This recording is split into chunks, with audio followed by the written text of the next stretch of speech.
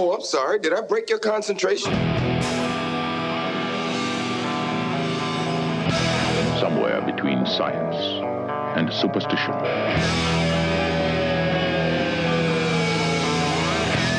We have such sights to show you.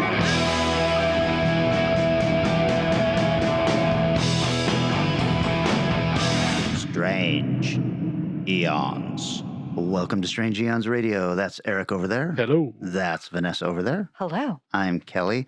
Hey guys, I asked you if you wouldn't mind starting a little late today because I had something really important this morning. Were you hungover? You've rejoined. Sure. Listen, I mean, I am hungover, but I don't know what that has to do with what I was going to talk about. You may recall I was sick a couple months ago, and I was really disappointed because there were things happening right in my neighborhood that I had to miss out on, like the Washington State Toy Show. Yeah. Oh, yes. Yeah. But today, the Washington State Toy Show was in Linwood, Washington, Ooh. which is only about 25 minutes from my house here. And I went to the Linwood Toy Show. Oh my gosh, how was it? Well, I bought a few things. You probably, Vanessa, don't recognize these, but I have Eric, I'm sure you literally- remember these from our youth.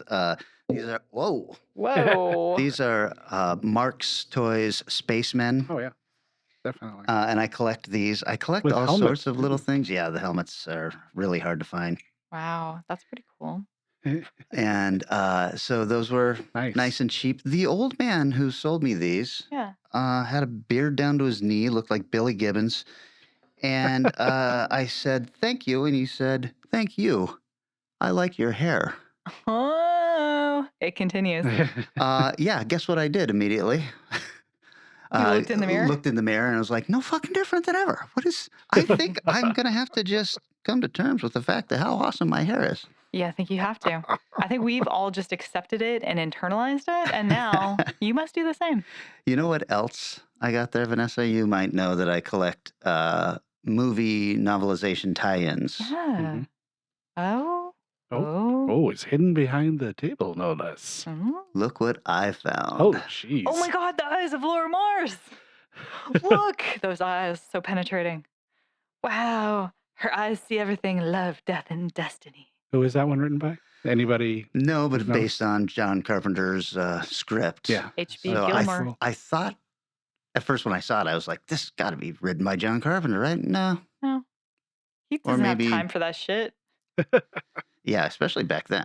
I think Yeah. a bird chewed a tiny portion of I saw that there's a little bit of a dog-eared. little teeny tiny little bit, but man, Otherwise, this is incredible. they're in pretty great shape. Yeah, I'm surprised there aren't like pictures from the TV miniseries in the middle of That it. is a bummer part of it. That's incredible. So that was the first thing that I found. And I was like, I guess I am buying something here today. That is a great. Fine, yeah, no, nobody else here might like a toy thing. Oh, All right, shit. I see how it is. I think my sister went to this. Was it all Listen, weekend or was it No, just it's today? just today. And Oh, Eric, okay. I don't need the competition, okay? You and I are the right age. We might see the same thing and go, oh, fuck, I want that.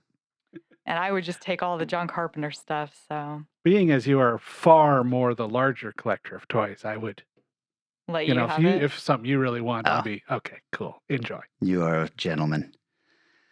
I got to see a few things this week. Ooh. Cool. Netflix show that a lot of people are talking about called Hmm. Beef.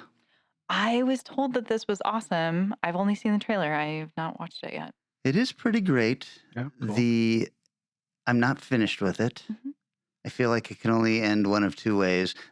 What it is about two people who are having a very bad day and they have a little bit of road rage, Mhm. and then they just continue that on and try to fuck each other over and over and over and over to the point where they're bringing in their family members and all of this stuff. And it's kind of anxiety inducing, actually.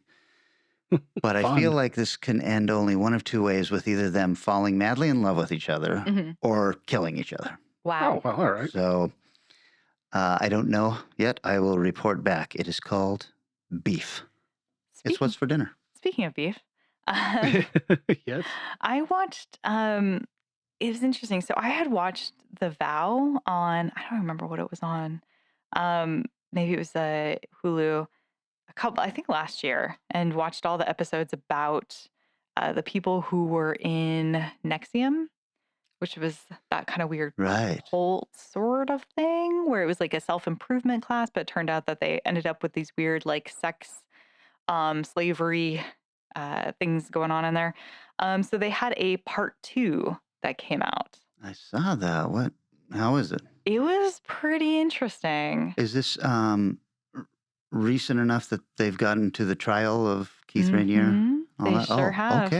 Yeah, and it's really very recent. I think that they did a very good job because they talked to the woman who sort of co-ran it with him, and she's a huge part of this season. And hearing her perspective when the previous documentary series didn't talk to her, and so she was really painted in this light where it was like this odd, she wasn't evil, but it was also like so unclear what her motives were. And now watching it being like, oh man, like you were really mentally fucked up by this too. Is this the person you're talking about? Is this Allison Mack? Or No, okay. Nancy, I can't remember her last name, but Okay. she was the sort of older woman with brunette who was doing a Okay. lot of the classes. They have not talked to Allison Mack for this one, which is probably for the best. And when they get to the end of it and they get through the trial, you learn a lot more of what was going on in there. Because I was sort of like, this is, I mean, I can see the sex slavery element to it and it's not cool, but it wasn't, it felt like the headlines were maybe a little splashier than what was actually going on.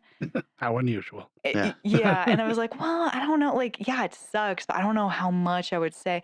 And now watching this part, I was like, "Oh, this is pretty bad. This is Mhm. actually pretty bad." They found a few more elements in here that they uncovered that was very fascinating. So, And this is still called The Vow. it's The Vow Part 2. The Vow Part Oh, 2. worked hard on that one. Mhm.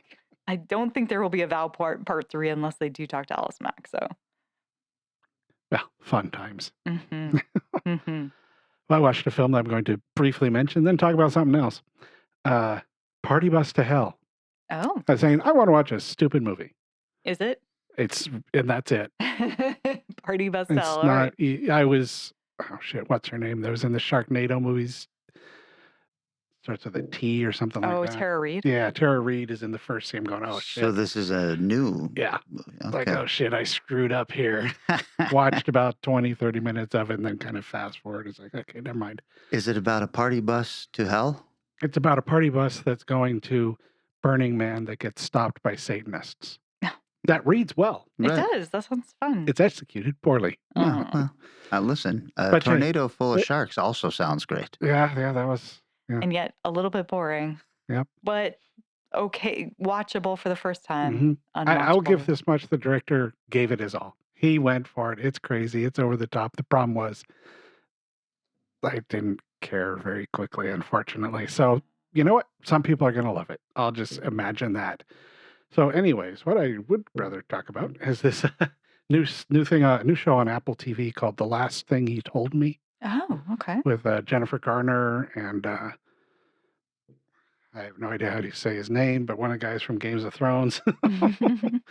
And it's a story of her husband goes missing, and it's because the company's run has been shut down because they're stealing billions of dollars and have faked a bunch of stuff. So you're kind of like, well, what was his involvement? What's going on? And he leaves a note to Garner that just says protect her about his 16-year-old kid, who he left another note to and like several $1,000s in cash in a bag.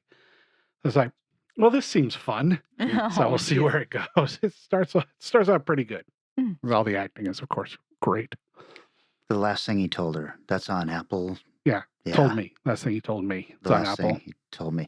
Yeah, I saw the trailer for this and it looked kind of interesting. Yeah. Yeah, There's a and- lot of cool stuff coming up on Apple. yeah. They're Yeah. starting to dump their money, which they have lots of, into doing productions.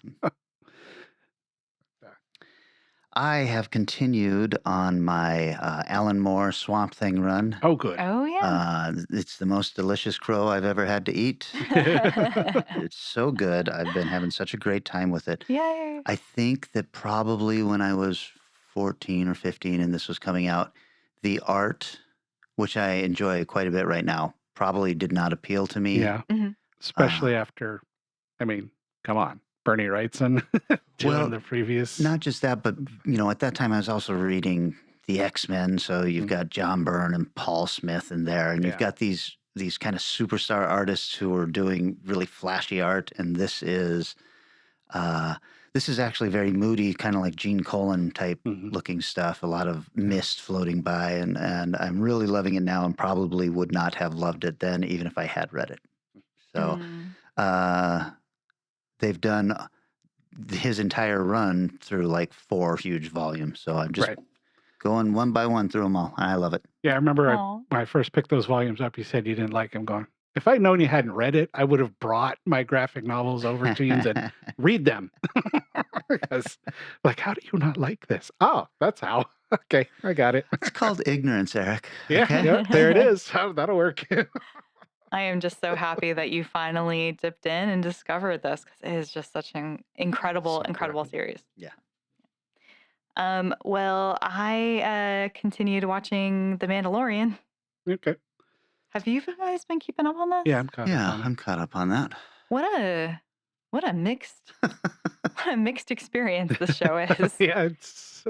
I think I mentioned the previous show. I kind of feel like they have a destination in mind, but they need at least 10 episodes or 8 episodes or something. Yeah. So it feels like there's a few episodes that are like, well, what do we do? I feel like they're being forced to tie in other Star Wars stuff They're definitely doing that. because it Yeah, no feels kidding. so meandery and odd at times where I'm like, what? Why are we? And I have heard that some of these episodes were repurposed from other shows that they had planned on doing and didn't do. Like That's Boba Fett. interesting. I think what's her name was supposed to have like a spin-off show and then she was Oh, Katie insane. Sackhoff? Or- No. The woman who was like the buff chick who I don't know if she's anti-vax or Oh, right. Oh, right. Yeah. Yeah. yeah. she Cara was- Dune. She would have given your last movie from the last episode a bad rating. That's why she got in trouble. There you go. That explains a lot. Yeah, I don't know. I love the puppets. Like I love how they've really gone all the way yeah. into puppet land. There's like a pirate king in this show that's been glorious to watch, like little dudes running around where you can almost see the strings. Really fun. I just love that aesthetic. But there are just so many, and I love the core story of like the Mandalorians trying to find a homeworld. I think that that's really strong in the idea of who the Mandalorian is, maybe now being Kitty Sackhoff's character. Like, that's so cool. But fucking what? Like, the one where they go to the luxury planet with Jack Black and Lizzo. I'm like, what? It was a strange Jack episode. Black and Lizzo and who is the Oh, Christopher Lloyd. yeah, Doc Brown. And they've just been guest starring people to its detriment, Yeah. I think, because it's I like Jack Black and I like Yeah. Christopher Lloyd, but when you see them pop up on The Mandalorian, it is distracting. Very It's out of very place. odd. Yeah, it was just and it's so brief and it's such a like siloed event that I'm like, why would they be spending time doing this when they're like, we got to go find these people? Oh, I guess we'll go on this weird adventure where we have to do like a procedural down in the city to try to figure out a robot thing. Like, what? Yeah, and that city was so out of Star Wars realm. The look of it and everything like Yeah. that felt more like Logan's Run or It something. did feel like was Logan's just- Run. Except when they got into it a little bit more, but the outside and stuff's like, where are you? And then just such a hokey, and I don't know, like, and then they were like, oh, this isn't the end though, because then we're gonna actually go and talk to the people and do like a big, hey, fuck you, I'm gonna take over my tribe again. I'm like, that's the Mandalorian. I don't know what this was. Except then they get given some land back on what is it called? Yeah, on the the- planet that's run by Carl Yeah. Weathers. And then immediately after getting this land, they're like, we got to go take back our Mandalore. homeworld. They all leave. It's like, hey, I thought you guys were going to protect It's us. so weird. I know. I was like, this is such a perfect setup because then they get a place to live and Right. it seems so good. And then they all agree to go fight for this, thing so that they can have this land, which seems very valuable. And then they're like, fucking whatever, bye. Yeah. Yeah, After that was making a big One show of showing episode. up with their Star Destroyer and all of that Yeah. stuff, I was like, oh, okay. They're going to show that, it's actually a little uncomfortable to have this race of warriors living right outside the outskirts of Yeah. our town or something like Yeah, that. just like a thread There was no thread to explain why they're like, actually, never mind, let's go live somewhere else. I was like, your priorities seem you're a wishy-washy people. Really, and especially with the price of gas these days, ridiculous. You get that thing off of a planet once you've landed it. Yeah. Also, so the episode hasn't come out, but by the time you hear this, the episode will have come out. The next Do we one. think the armorer is the spy?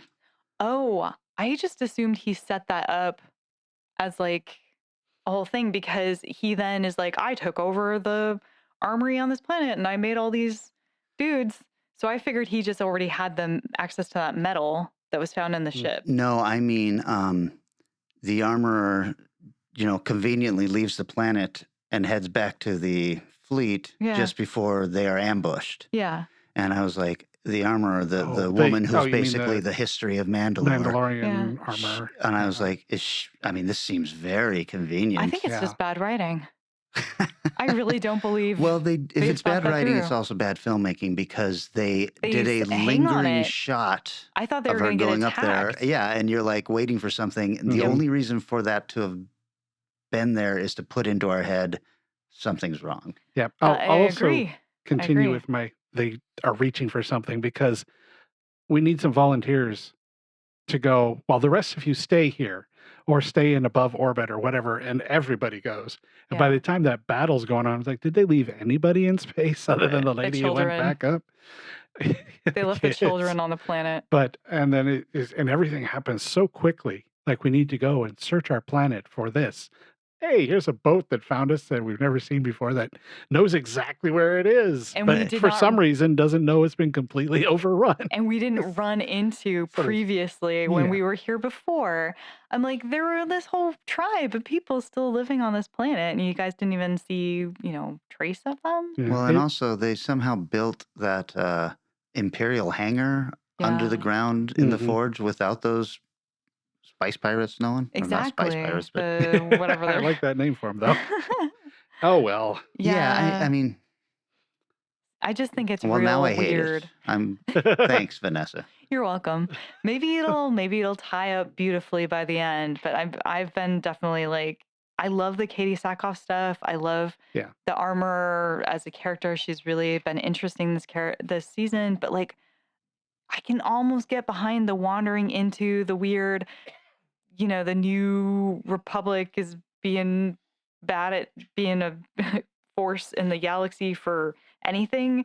I can get behind that and those little side stories, but like this weird, bullshitty other stuff, I just don't know, man. I don't know. And the Mandalorian's kind of backgrounding it. He is backgrounding it. Him and Grogu are both like, oh, our story's done. So Well, I we're mean, they here. did give Grogu a battle mech suit. That's true. Yeah, and then No. we don't see it No. again. Oh, Yes. Oh, yes, that. yes. Oh, yes. No, that was good. That was a nice development, but also random. Very random, Very for sure. it's like he can float.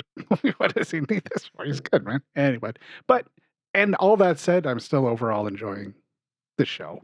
Me too. Yeah. Yeah. Yeah, I will continue to watch it. What did I see? Oh, yeah. Cocaine Bear. Oh, hey. Forgot to write it down because I just watched it last night. I think you described it quite well. It's not a good movie, but it is nothing. It is exactly what it should be as a movie. And the little kid, the little blonde kid, Mhm. best part of the film, man. Yeah. He was given the best lines. Oh, by in that far. film. It was enjoyable. Everybody did what they should, down to the one guy kicking the crap out of the knife gang in the bathroom, which I thought was a really fun Right. scene. Yeah, that's exactly what it should have been. It's hard to say much more. Yeah, I didn't mind it. I thought it was good, clean fun, a lot gorier than I expected. Mhm. I did just see that a documentary has popped up called Blow with the same font and a black and white bear on it, and it is the documentary of the Oh, true yes, story. Yes, I did see And I that. was like, well, I might have to watch that now too. And That'll be Cocaine fun. Shark. Don't forget that. Oh, Cocaine God. Shark. God. Listen, I cannot wait for Amityville Cocaine Shark. Oh, that's got to be. Oh, man. In Yeah. the house filled with water and cocaine. What could go wrong? That windy scene is going to have a whole new meaning. Okay, how about we take a little break, you guys, and then when we come back, we will talk movie in a movie.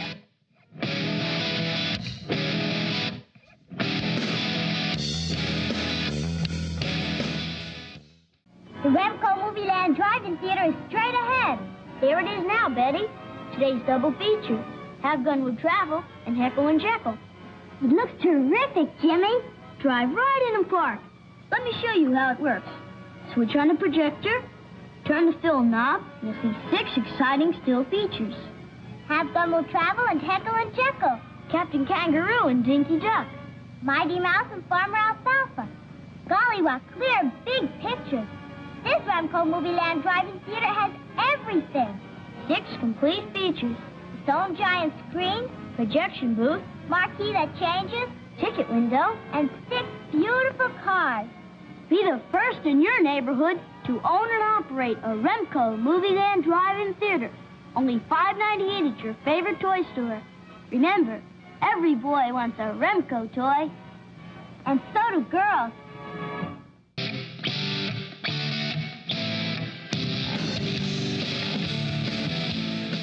We have returned.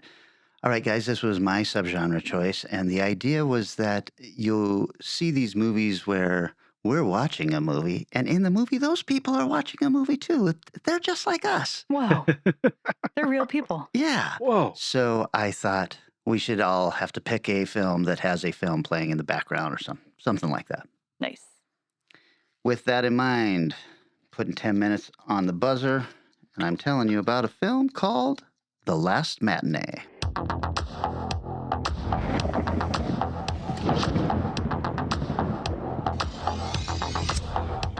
¿De qué va la peli? Es de suspenso. Dale, vos, apuren. Ya empezó la película. ¿Querés irte? Por algo vinimos, ¿no?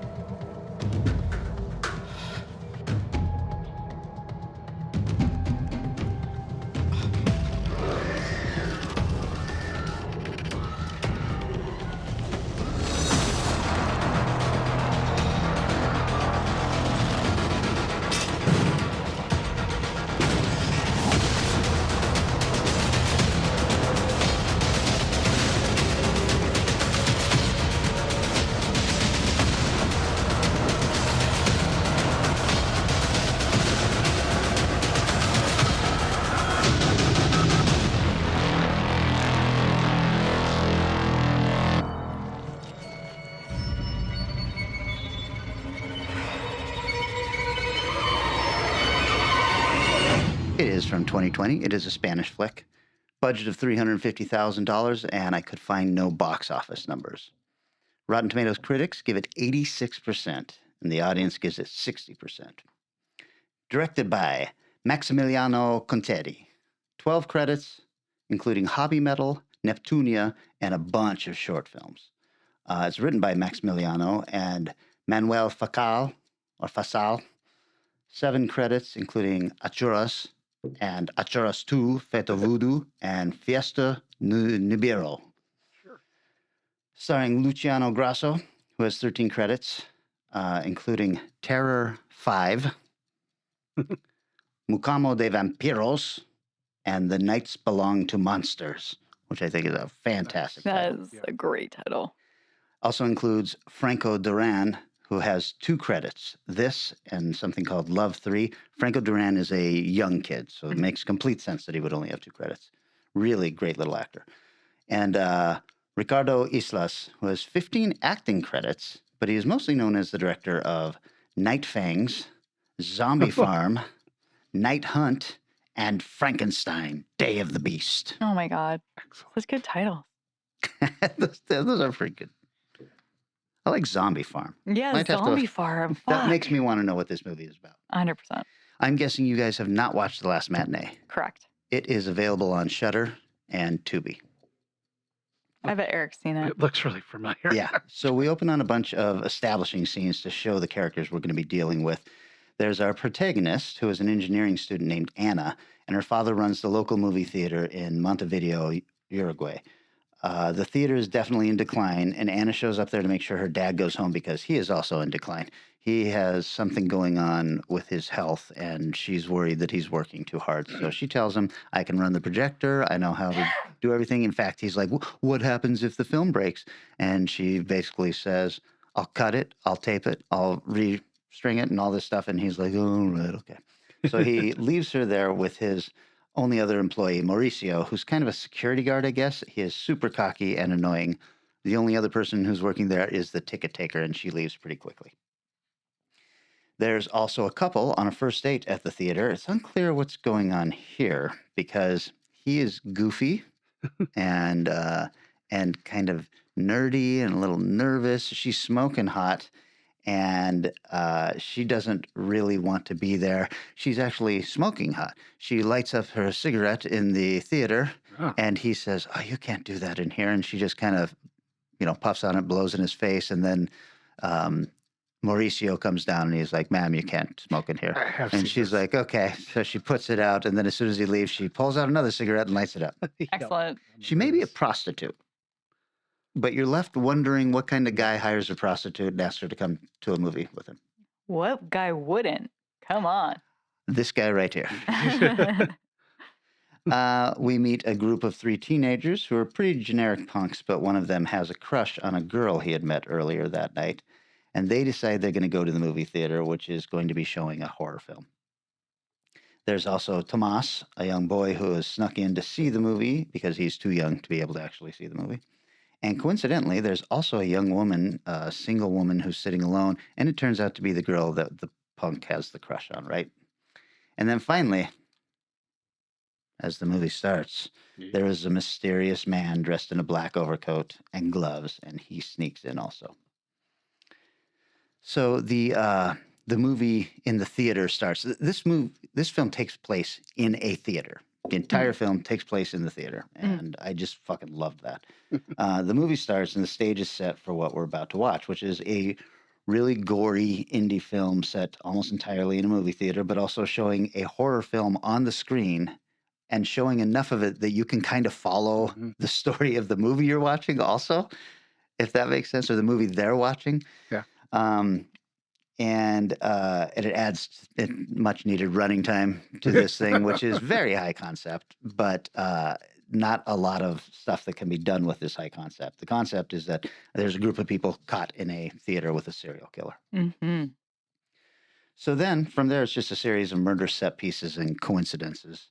So Mauricio goes to lock the doors as soon as he sees the ticket takers left for the night, and he is immediately murdered by the man in black, has his throat slit, and then the killer locks the theater with a metal bar so nobody can get in or out.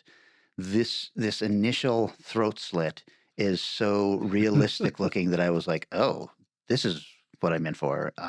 And I will say this, the gore in this is way over the top. Oh. Very, there were moments where I was just like, ugh, ugh. At one point, the young punk, he and his friends are sitting up in the balcony, and he sees the girl down there, and he's like, "Oh my God, that's the girl from the bus that I have the crush on." And they were like, "Yeah, you should go talk to her." And he's like, "Yeah, that won't seem weird at all that we got off at different stops, but we ended up in the same theater." And they're like, go on, don't be a jerk. So he goes down, and he actually starts flirting with her a little bit while the movie is playing, and she was waiting for somebody and got stood up.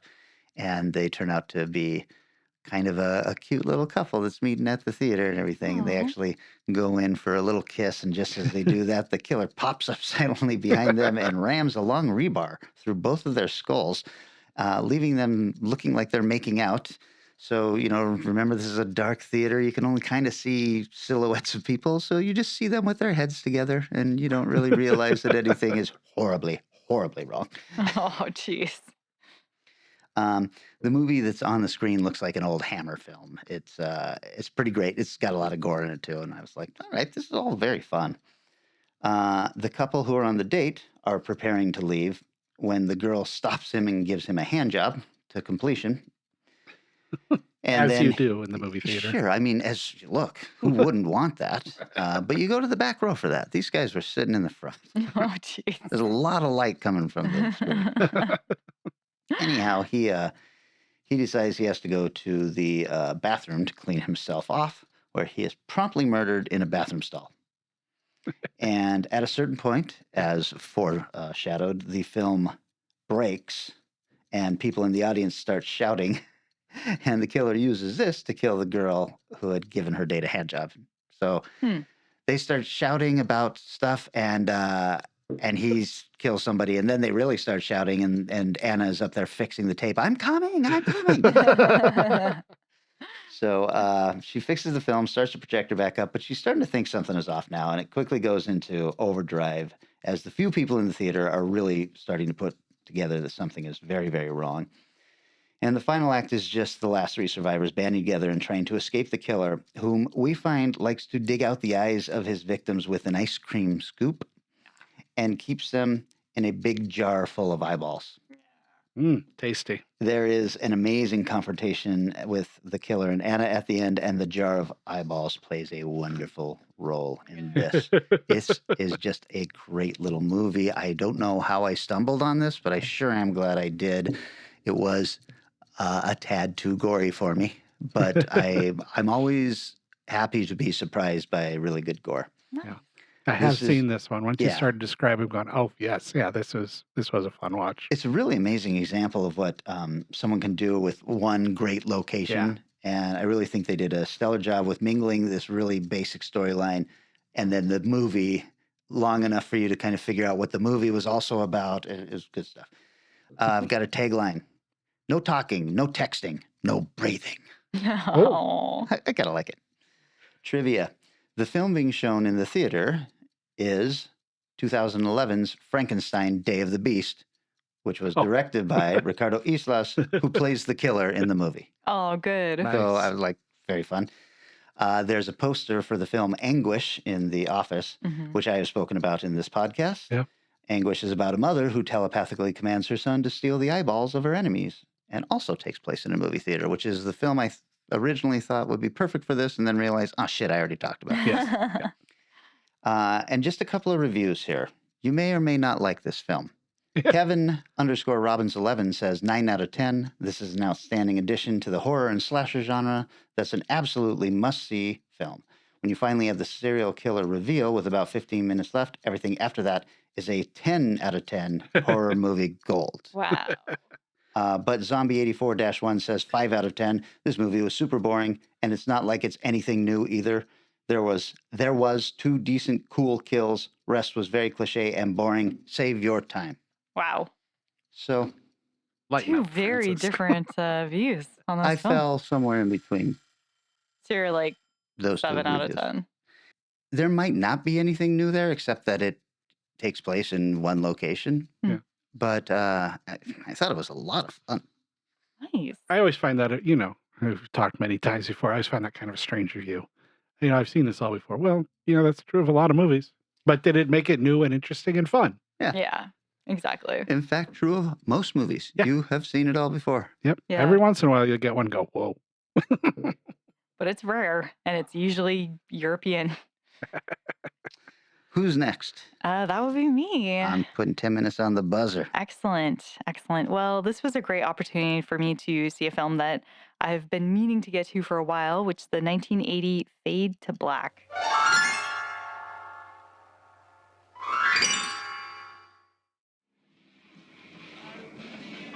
Are you an actress? No. It's amazing. You look exactly like Matt. We know. Everybody says that. What was the name of the movie that Tom Yule took you to see in 7-Year Itch? Who the hell cares? It was a creature from the Black Lagoon. Hey, how did you know that? It's great. I go to a lot of movies. It's my thing.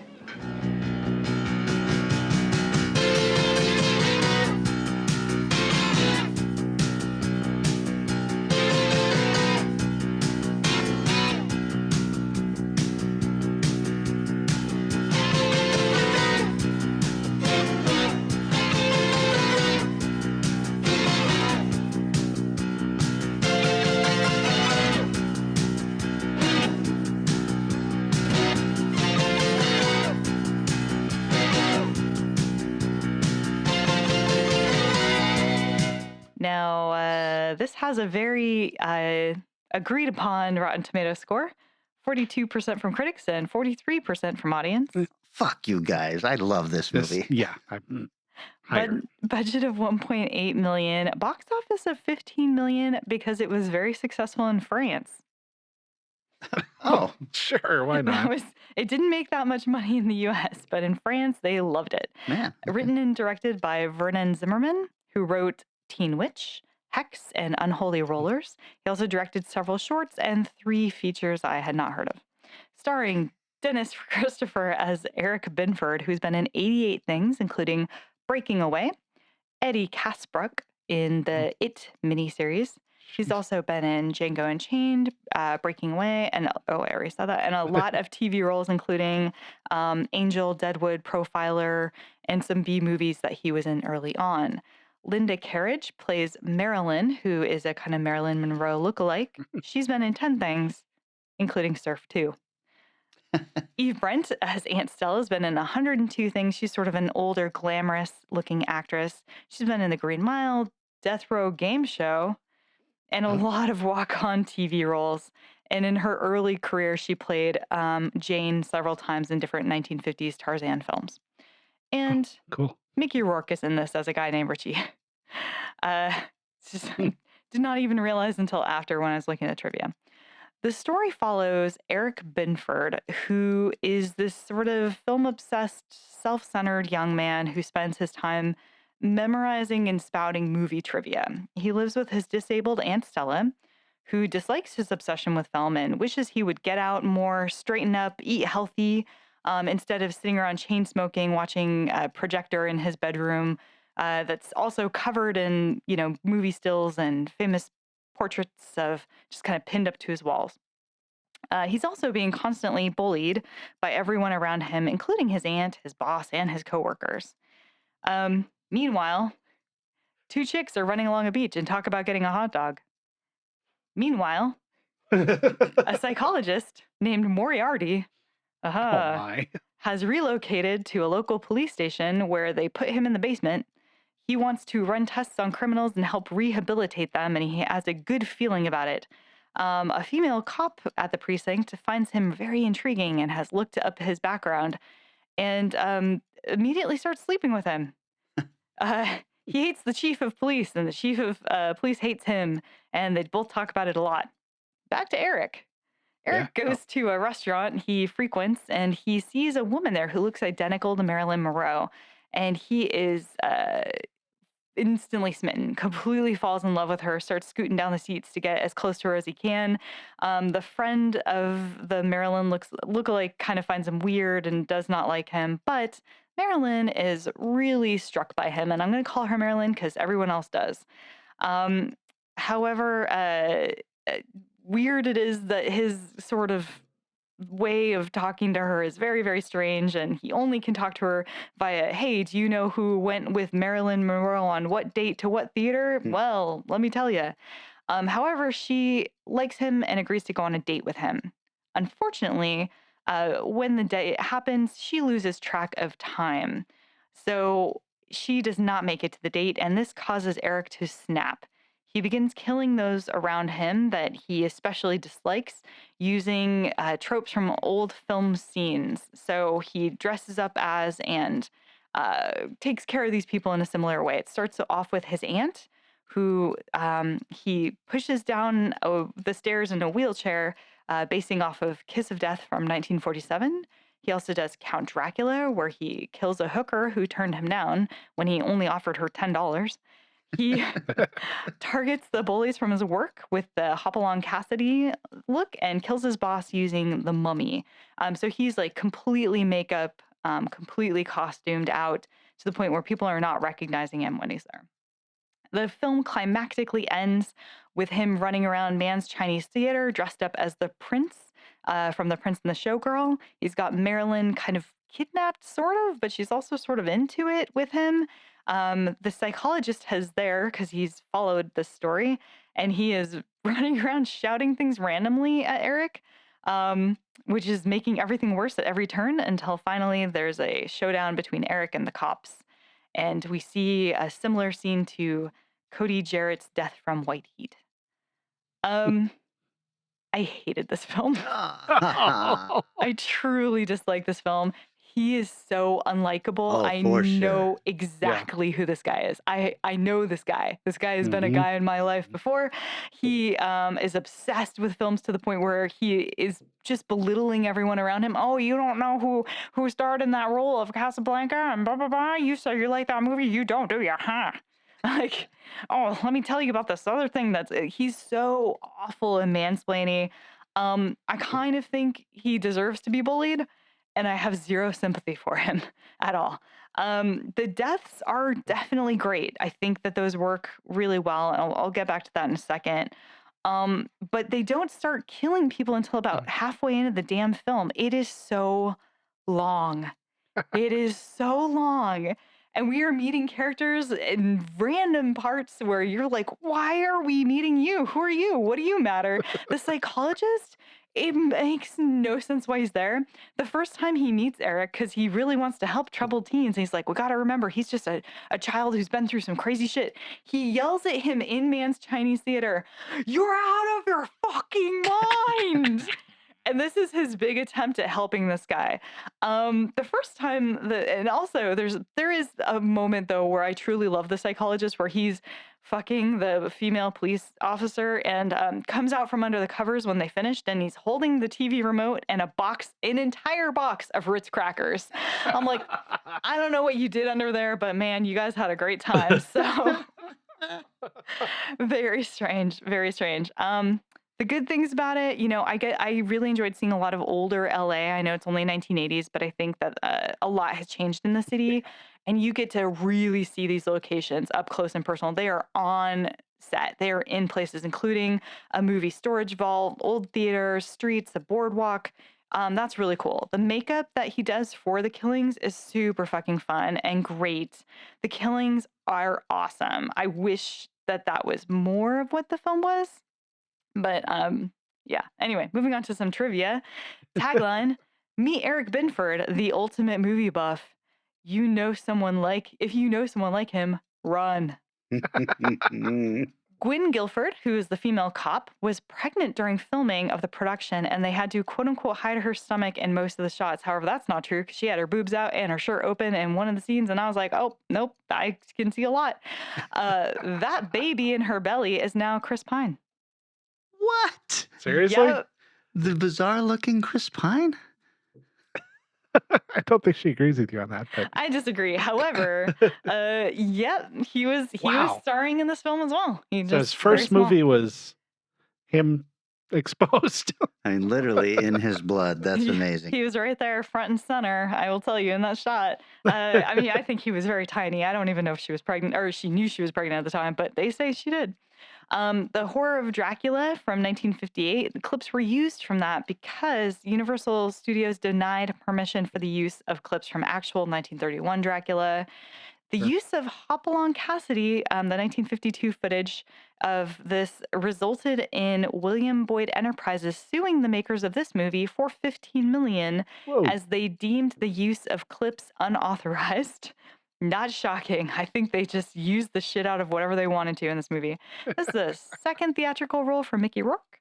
And the woman who played Marilyn went on to be in total obscurity after this. The novelization of the film was written by Ron Renauld. It is available in a beautiful box put together by Vinegar Syndrome. It is streaming free on Shudder. I have that box. Is it going in the freezer? I'm thinking about it. I sure am thinking about it. I'm going to open my freezer someday. Be like, oh, I have Fade to Black now. So weird. There's a lot of really good uses of movie for this. There's a lot of him sitting in the theater dressed up as like black and white Dracula, which does not seem weird in 1980s LA. There are a lot of people who look to be dressed up all kinds of stuff in this. And of course, all the films that he's watching and flashing back to. So.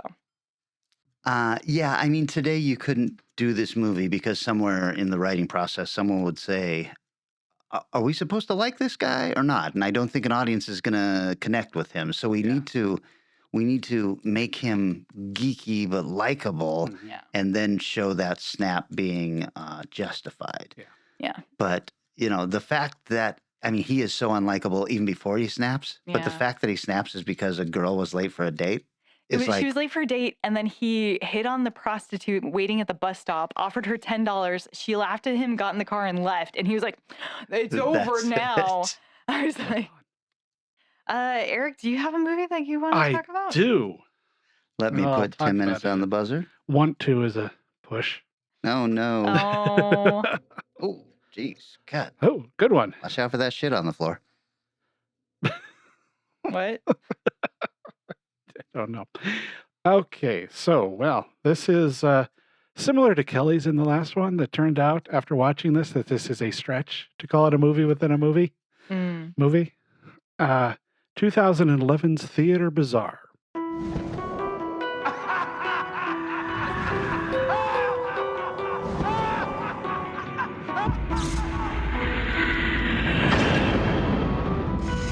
Welcome to the theater, a place of enchantment. This looks real.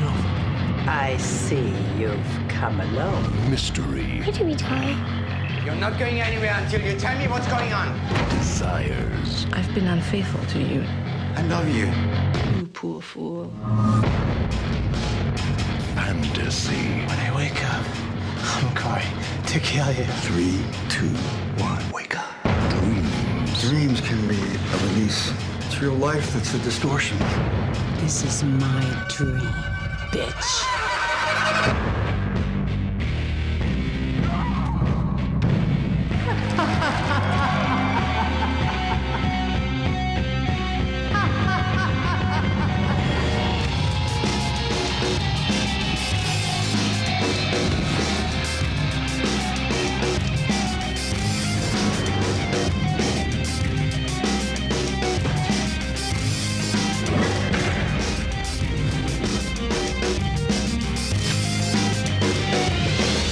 It's all about moderation.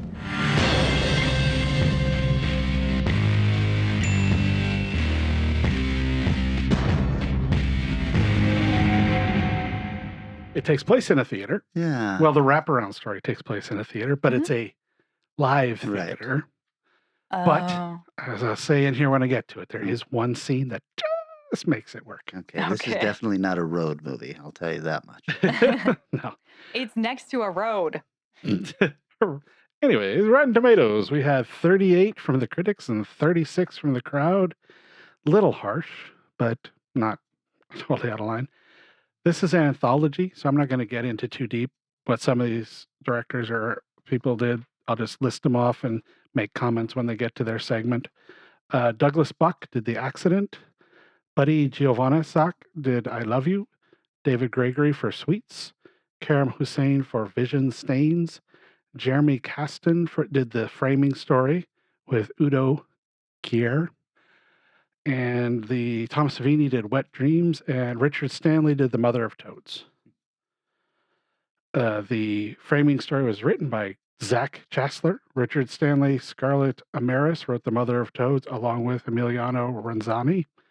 Rudy Giovanzano wrote I Love You. John Esposito wrote Wet Dreams. Douglas Buck wrote The Accident. Karam Hussein wrote Vision Stains. And David Gregory wrote Sweets. I'm not going to bother with the actors because there's an average film worth of actors in every one of these shorts, except for maybe one or two that have a small cast. Most have plenty of people. Unless something comes up, I'll mention it. The two leads were Udo Kier and Virginia Newcomb were in the wraparound story. This is a co-production films by Severin Film Productions. So they put up the money for it. The film starts with a woman across from a closed theater. She doesn't look too healthy, but she decides, I want to go to this closed down theater and hang out. With the open door and looking all crappy and shabby. The idea of this anthology is sort of a Grand Guignol kind of thing where they're doing violent things on stage. The connections are weird between the wraparound story and then the story that is told. I'm not sure how it connects, you know, but that's all right. First film, Mother of Toads, based on a Clark Ashton Smith story with H.P. Lovecraft elements, including like the Elder Sign and a few other things. A young couple traveling in France, researching Lovecraft. And these interesting, weird things keep happening that sends them down the road to, well, not doing real well. But the girlfriend he's with wants a vacation. not surprisingly, after revelations of the kind of man Richard Stanley could be, he's a real dick to the woman. Like, oh, all right. But some real icky stuff goes on in the movie as far as like toad slime and weird shit. But overall, it's a fairly well realized short film. It's pretty decent. The second film, yes, I'm going Vanessa speed for this one because there's just too much shit to cover. Called I Love You, is about a man that wakes up in a bathroom covered with blood and a nasty cut on his hand. The director is Buddy Jovanovich, who I've talked about before on this show. He directed the dark and disturbing Combat Shock from the 80s. And he had more money for this than I think he did for that. In the movie, the guy who wakes up blood has, I think, a wife who's sick of him and is leaving him. It's a decent segment. The people are uncomfortable, and hard is sort of like Combat Shock, where the people are he shoots a strong reality in what he does, but the story itself is just fine. It's good. It's not terrible. Wet Dreams, directed by Tom Savini, who I'm sure you've all heard of. Oh, yeah. Debbie Rochon is in this one. The opening has some indirect similarities to Lovecraft and the movie Teeth. Oh. So build that of what you will in your mind. All right. And here is where we get the really loose-ass connection of a movie within a movie. The guy has been trapped and is being tortured by the woman upstairs, and playing on a videotape in front of him is the film of their wedding. Oh my gosh. So there you go. Will the judges take that? The fourth film is called The Accident. This one's directed by Douglas Buck, who did the ungodly hard to watch and incredibly well done series of short films called Family Portraits. Just a trilogy of short films that all interconnect as a family-based story. And so this one is also a family-based story. This has, if you have any problem with animals being hurt in a movie, do not watch this segment. The deer segment is incredibly hard to watch and really, really grim. And it's all reflected by this little girl who's watching everything happening. So it's just dark on top of dark. And the storyline, the music is all sad and depressing. I mean, this is a rough watch. When I saw it was Douglas Buck, I was like, oh shit, because Family Portraits has never left my brain. Because Douglas Buck knows how to get depressing and sad parts of family life. Fifth film, Vision Stain, directed by Kareem Hussain, who was the DP on Infinity Pool, Possessor, Random Acts of Violence, and 40 more features.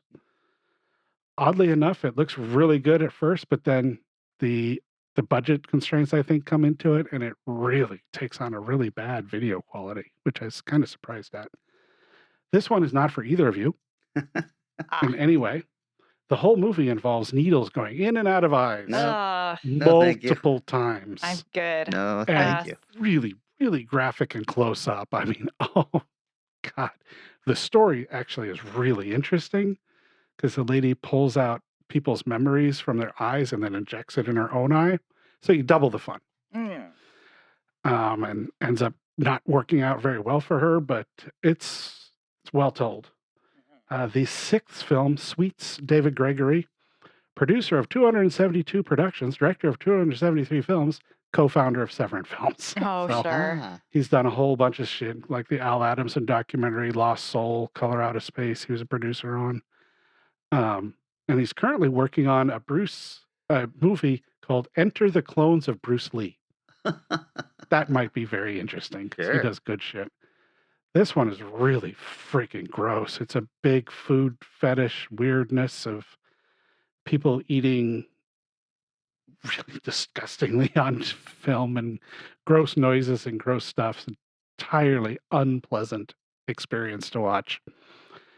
So I guess he achieved what I'm sure he was after with it because it sure works. And the wrap up at the end is fine. I was like, okay, there was kind of a story there, but like Udo becomes more human as it goes on. So it's like, okay. Like my last one I watched, on the last episode, this was a thoroughly unpleasant experience by the time I was done. I was like, Jesus.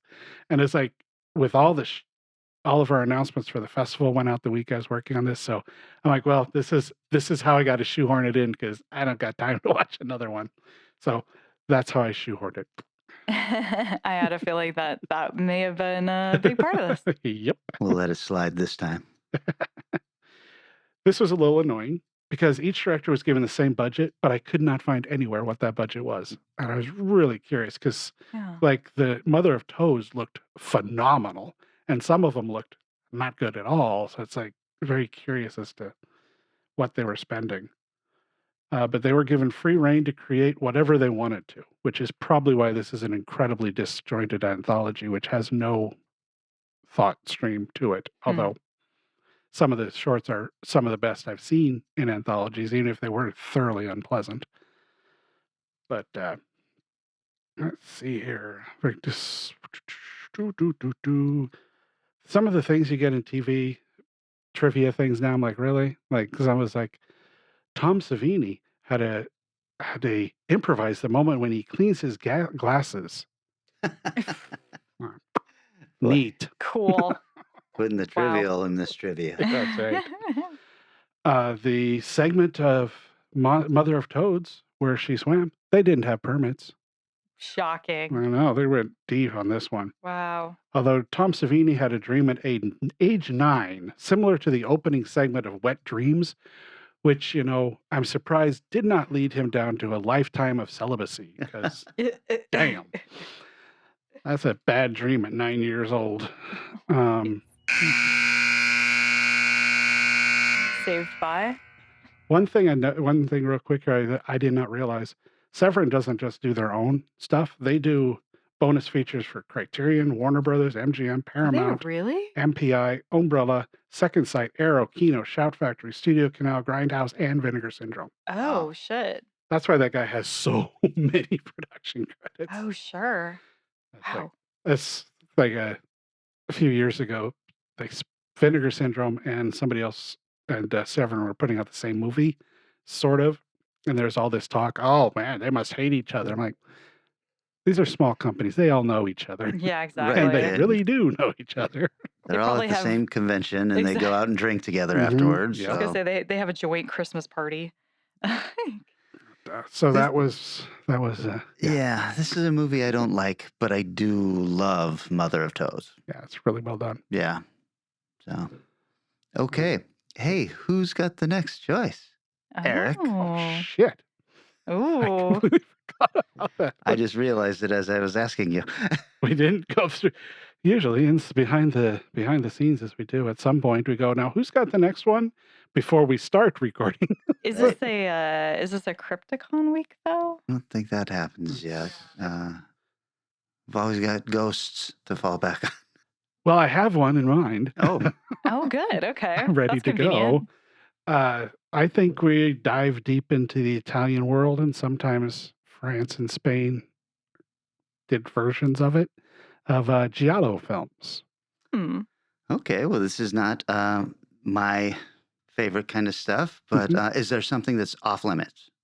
Is there a film that's off limits? Oh, I wouldn't think so. I mean, because the only big names in Giallo would be Argento or Bava or some of those guys, maybe. And odds on, I don't know if you've seen his Animal trilogy or something, which is more his Giallo stuff. This is a very blind area for me. Okay, cool. This is a mostly blind area for me, so. Nice. Yeah. Do you both get the idea of what Giallo pretty much means then? Well, I can certainly do enough research, and I do understand that it's got to have gloves, a certain kind of bourbon, and stylized out the ass kind of stuff. Yeah. And red paint for blood.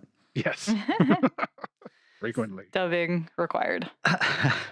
Okay, so this is the part where we thank everybody for liking and sharing our posts, for commenting under the posts, for participating in the Value for Value model, and just generally being awesome listeners. We really, really appreciate you. Very true. If you want to reach out to us and leave us a message, the Strange Eons Radio hotline is 253-237-4266. That's 237-4266. Leave us a message and let us know if we can use it on the air. We love doing stuff like that. Anything else, guys? I don't think so. Nope. Okay. They were good. This is the end of the show. We will be back in 7 short days. We are talking Giallo. Transportation and other considerations for Strange Eons Radio produced by Pan Am Airlines. When you think of traveling, think of Pan Am. You can't beat the experience. Guests of Strange Eons Radio stay at Econo Lodge Everett. It's an easy stop on the road, if you know what we mean. Strange Eons Radio is recorded live in front of a studio audience. If you enjoyed this episode, please consider leaving us a positive review on your favorite podcast app. Sit, Ubu, sit. I think I'm going to have to just come to terms with the fact that how awesome my hair is.